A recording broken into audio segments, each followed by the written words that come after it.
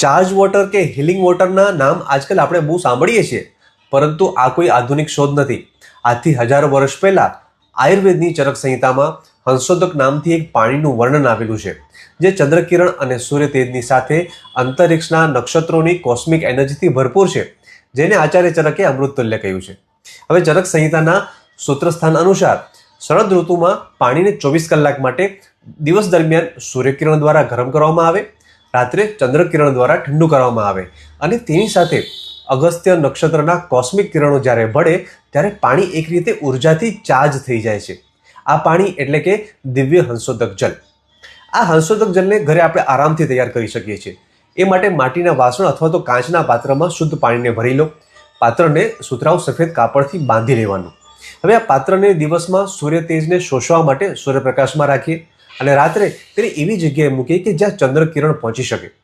દિવસ દરમિયાન સૂર્ય તેની ઉર્જાનો સંચાર એ પાણીમાં કરે છે, જેનાથી પાણી લઘુ, પચવામાં સરળ, હળવું અને પાચક અગ્નિને સપોર્ટ આપનાર બને છે. તો રાત્રે ચંદ્રના ઠંડા કિરણોની અસરથી પાણીને સોમના પૌષ્ટિક ગુણો મળે છે. આમ સોલાર અને લુનાર એમ બે પ્રકારના રેઝ દ્વારા આ પાણી ચાર્જ થાય છે.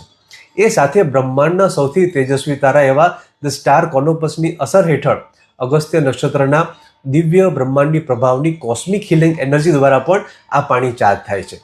સંહિતામાં આચાર્ય જણાવે છે કે આવું પાણી વિષહર અને પ્રાણ શક્તિ આપનાર બને છે. એક કુદરતી રીતે ડિટોક્સ કરનાર તેમજ ઉર્જા આપનાર, વાઇટાલિટી વધારનાર આ હંસોદક જલને અમૃત તુલ્ય કહેવામાં આવ્યું છે, જેના ઉપયોગથી એ મનને શાંત કરે અને શરીરને પુષ્ટ કરે છે. તે પાચન શક્તિ સુધારે છે અને શરીરમાંથી વિષારી તત્વો બહાર કાઢવામાં પણ મદદ કરે છે. એનાથી રોગો દૂર થઈ જાય છે. જો તમે કોઈ આયુર્વેદિક ઔષધિ લેતા હો તો હંસોદક જલ સાથે લેવાથી તમે જલ્દીથી સારા પરિણામો મળશે. આ હંસોદક જલ શરીરમાંથી ગરમી ઘટાડે છે અને વિકૃત પિત્ત ઓછું કરે છે. ખાસ કરીને શરદ ઋતુમાં જ્યારે પિત્તદોષ કુદરતી રીતે ઉગ્ર બને છે ત્યારે હંસોદક જલ સ્વાસ્થ્ય માટે અમૃત જેવું કામ કરે છે. આ આયુર્વેદનું શાશ્વત દૃષ્ટિકોણ છે. પ્રકૃતિ અને બ્રહ્માંડની ઉર્જા સંરક્ષિત થાય ત્યારે સામાન્ય જલ પણ અમૃતમાં ફેરવાઈ જાય છે.